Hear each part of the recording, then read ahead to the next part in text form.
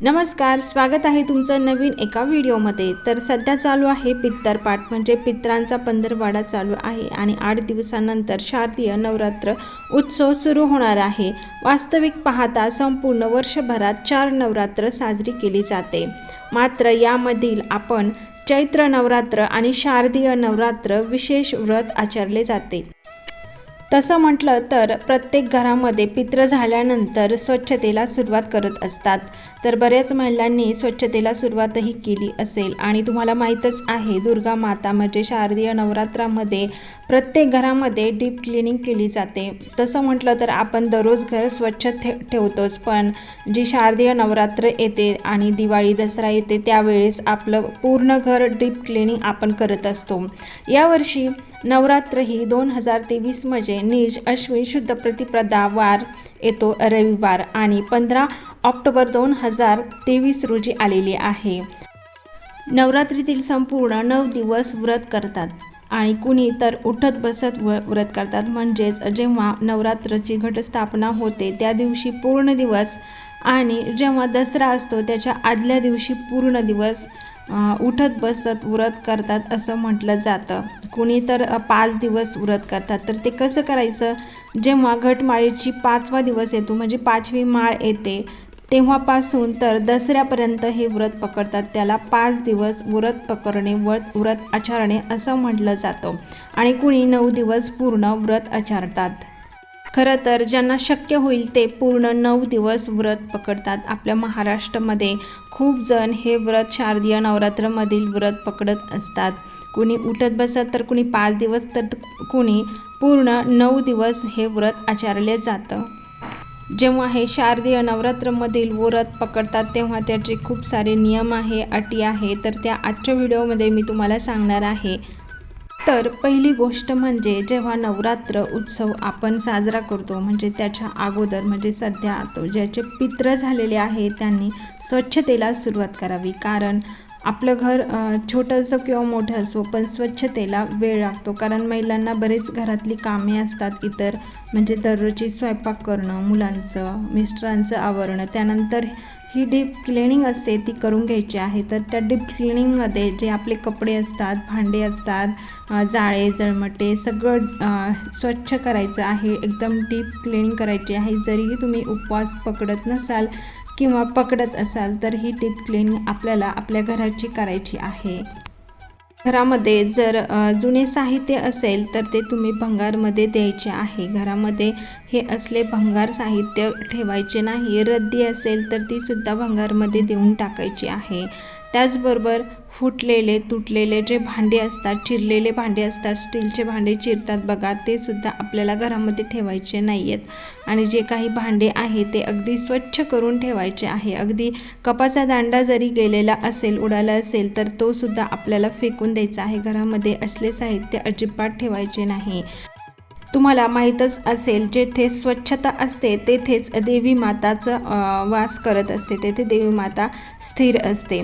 देवी माता ही खूप चंचल असते, ते एका ठिकाणी स्थिर राहत नाही। आपण नेहमी घरामध्ये स्वच्छता ठेवली तर देवी माता आपल्या घरामध्ये स्थिर राहत असते। नवरात्रीचे व्रत आचरताना नेहमी ब्रह्ममुहूर्तावर उठावे, अन्य वेळी थोडंसं झोपलं तरी चालेल, पण या 9 दिवसामध्ये महिलांनी आणि इतर व्यक्तींनी सुद्धा ब्रह्ममुहूर्तावर उठावे। नवरात्रात हा नियम पाळणे खूप आवश्यक आहे। संपूर्ण नवरात्रात ब्रह्ममुहूर्तावर उठून नित्यकर्म आपटून घ्यावे, त्यानंतर सूर्योदयाला अर्घ्य द्यावे। यानंतर शास्त्रोक्त पद्धतीने देवीची पूजा करावी। देवीचे पूजन झाल्यानंतर नामस्मरण, जप, मंत्र व श्लोक पठण करणे उत्तम मानले जाते। या 9 दिवसामध्ये दुर्गा सप्तशती देवीचा पाठ कसा करायचा याचा सुद्धा व्हिडिओ मी लवकरच घेऊन येणार आहे। त्याचबरोबर घट कसा बसवायचा त्याचा सुद्धा व्हिडिओ मी लवकरच घेऊन येणार आहे।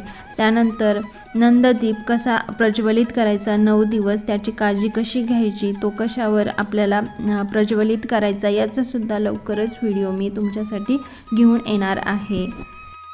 त्यानंतर या 9 दिवसामध्ये कोणते शुभ रंग आहे त्याचा सुद्धा व्हिडिओ मी बनवलेला आहे, त्याची लिंक डिस्क्रिप्शनमध्ये देते, तेथे जाऊन तुम्ही तो सुद्धा व्हिडिओ बघू शकता। तर नवरात्रामध्ये काही ज्या गोष्टी आहेत त्या वर्ज्य मानलेल्या आहे. नवरात्रीतील व्रतचरण करत असताना त्या काळामध्ये म्हणजे 9 दिवसाच्या काळामध्ये नखे, केस कापू नये. त्याचबरोबर महिलांनी ॲब्रोजसुद्धा करू नये. कोणाशीही मोठ्या आवाजामध्ये बोलू नये, भांडू नये. त्याचबरोबर घरामध्ये अगदी शांततेचं वातावरण ठेवायचं आहे. खोटे बोलू नये, कोणाचाही आदर करावा, कोणाला वाईट बोलू नये, कोणाविषयी निंदा करू नये. या दिवसामध्ये म्हणजे या 9 दिवसामध्ये आपल्या घरामध्ये सूक्ष्म स्वरूपामध्ये देवी माता वास करत असते. त्याच्यामुळे आपल्या घरामध्ये अगदी शांततेचं वातावरण ठेवायचं आहे. तर महिलांनी केस कापणे, नखे काढणे, त्याचबरोबर ॲब्रोज वगैरे हे तुम्हाला घटस्थापनेच्या अगोदर करून घ्यायचं आहे, नाहीतर दसरा झाल्यानंतर केलं तरीही चालेल. त्याचबरोबर या दिवसामध्ये महिलांनी काळे कपडे घालू नये. कुठलाही आपल्या अंगावरती काळा कपडा घालायचा नाही आहे. काळा ब्लाऊजसुद्धा अंगावरती घालायचा नाही. हे खूप वर्ज्य मानलं जातं. या 9 दिवसामध्ये 9 रंगाचे कपडे म्हणजे साडी किंवा ड्रेस तुम्ही घालू शकता, पण काळ्या रंगाचा ड्रेस, साडी असे कपडे परिधान आपल्याला या 9 दिवसामध्ये परिधान करायचे नाही आहेत. या 9 दिवसामध्ये जर तुम्ही घट बसवत नसाल, घरामध्ये तुमची सासू बसवत असेल तर तुम्ही नाही बसवला तरीही चालेल. आणि जर तुमच्या घरामध्ये टाक असतील तर ते टाक आपल्याला खाऊच्या पानावरती ठेवायचे आहे, म्हणजे नागिनीच्या पानावरती ठेवायचे आहेत. 9 दिवस त्याला अंघोळ घालायची नाही आहे. काही भागामध्ये दररोज अंघोळ घातली जाते, पण त्याच्या प्रथेनुसार नियम पाळावेत. तर आमच्याकडे 9 दिवस खाऊच्या पानावरती देव बसवले जातात. त्यांना धूप दीप दाखवलं जातं दररोज, पण धुतलं जात नाही.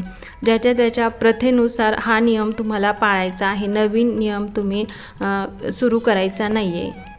आता तुम्ही उपवास पकडत असाल किंवा नसाल, पण नंदादीप तुम्हाला हा आपल्या देवघरामध्ये तेवत ठेवायचा आहे दररोज.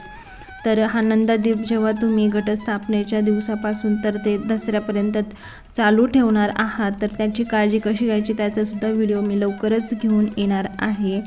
आणि जेव्हा तुम्ही नंदादीप सुरू कराल म्हणजे 9 दिवसामध्ये तुम्हाला कुठेही जायचं नाही. अर्जंट काम असेल 1-2 तासापुरतं किंवा 2-4 तासापुरतं तुम्ही देवीच्या दर्शनाला जाऊ शकता, पण मुक्कामी म्हणजे पूर्ण रात्र आपलं घर बंद करून आपल्याला कुठेही जायचं नाही आहे. म्हणजे असं होतं की देवीला आपण घरामध्ये कोंडून आपण फिरायला जातोय असं होतं. त्याच्यामुळे आपल्याला मुक्कामी या 9 रात्रीमध्ये कुठेही जायचं नाही आहे. आपल्याला रिटर्न घरी यायचं आहे. त्याचबरोबर जर तुम्ही उपवास पकडत असाल किंवा नसल पकडत, पण तुम्हाला असं वाटत असेल की देवी माता माझ्यावर प्रसन्न व्हावी, माझे जी इच्छा आहे, स्वप्न आहे ते सगळे साकार व्हावे, पूर्ण व्हावेत, असं तुम्हाला खरोखरच वाटत असेल, देवीवर तुमची श्रद्धा असेल, तर तुम्ही पूर्ण ब्रह्मचार्याचं पालन या 9 दिवसामध्ये करायचं आहे.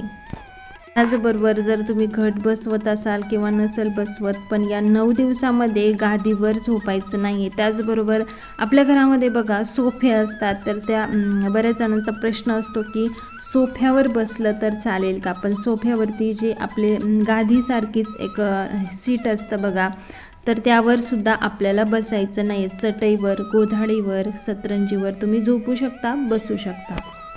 तसेच या नवरात्रीच्या काळामध्ये घरामध्ये अजिबात नॉनव्हेजला स्पर्शसुद्धा करायचा नाही आणि खायचंसुद्धा नाही आहे. जर तुम्ही 9 दिवसामध्ये उपवास पकडणार असाल तर तुम्ही उपवासाचे पदार्थ खाऊ शकता, पण या 9 दिवसामध्ये खूप पोट भरून उपवास आहे म्हणून खूप खायचं असं नाही आहे. तर अगदी हलका आहार घ्यायचा आहे. या उपवासामध्ये जास्त फळं खाल्ली तर अतिउत्तम. दूध घेऊ शकता. त्याचबरोबर जास्त तुम्ही गरम असणारे पदार्थ जर खाल्ले तर तुमचं पोट जे आहे ते खराब होऊ शकतं. त्याच्यामुळे अगदी हलकं अन्न तुम्ही घ्यायचं आहे. त्यामध्ये फळं जास्त प्रमाणामध्ये खायची आहे. त्याच्यामुळे तुम्हाला अशक्तपणासुद्धा येणार नाही आणि तुमचं शरीरसुद्धा 9 दिवस अगदी व्यवस्थित राहील. आणि जर तुम्ही उपवास पकडत नसाल तर तुम्ही अगदी सात्विक आहार घ्यायचा आहे, हलका आहार घ्यायचा आहे. मी 9 दिवस उपवास करत असाल किंवा नसेल करत, जर तुमची इच्छा असेल तर या अष्टमीच्या दिवशी, नवरात्रामध्ये अष्टमी येते म्हणजे 8व्या माळेला तुम्ही कन्यापूजन करायचं आहे. त्याबद्दलचा सुद्धा संपूर्ण डिटेल व्हिडिओ मी लवकरच घेऊन येणार आहे, तर तो सुद्धा व्हिडिओ बघायला विसरू नका. नवरात्रामध्ये ज्या कुमारिका मुली असतात, म्हणजे 2 वर्षापासून तर 10 वर्षापर्यंत ज्या कुमारिका मुली असतात, त्यांना 8व्या माळेला अष्टमीला काही वस्तू देतात बघा, त्यांची पूजा केली जाते. तर ते खूप शुभ मानलं जातं. यावर्षी जरी तुम्ही गेल्या वर्षी केलं नसेल, या मागील वर्षी केलं नसेल, तर यावर्षी नक्की करा. खूप शुभ मानलं जातं. देवी माता आपल्यावर या कन्यापूजनाने लवकर प्रसन्न होत असते. त्याचबरोबर या 9 दिवसामध्ये जर तुमच्या दारामध्ये कुणी काहीतरी मागायला आलं किंवा काहीतरी विचारायला आलं किंवा तुमच्याबरोबर काहीतरी बोलायला आलं, तर त्यांना अगदी मनमोकळ्यापणाने जे काही ते सांगा. म्हणजे असं नाही की आपल्या घरामध्ये काय घडतंय ते सांगा वगैरे, असं नाही. किंवा काही मागायला आलं तर तुम्ही थोडंसं किंवा ना त्यांना दान द्या.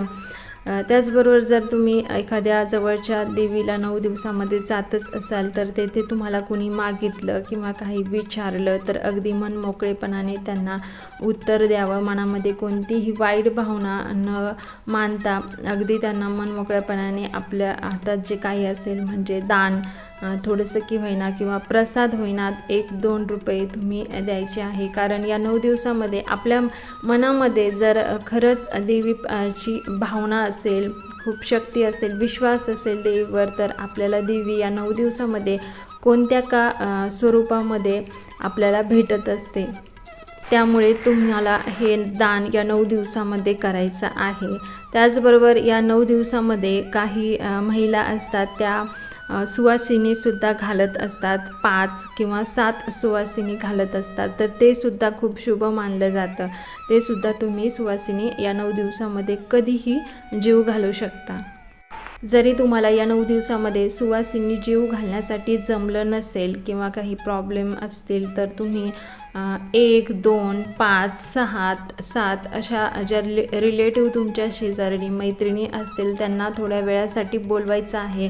त्यांना हळदी कुंकू लावायचं आहे, फल आहार द्यायचा आहे किंवा एखादा उपवास असेल तर उपवासाचा पदार्थ द्यायचा आहे किंवा एखादी भेटवस्तूसुद्धा तुम्ही त्यांना देऊ शकता. आता हेही शक्य नसेल होत, तर तुम्ही दूध, चहा, कॉफीसुद्धा देऊ शकता. हे सुद्धा खरंच खूप शुभ मानलं जातं.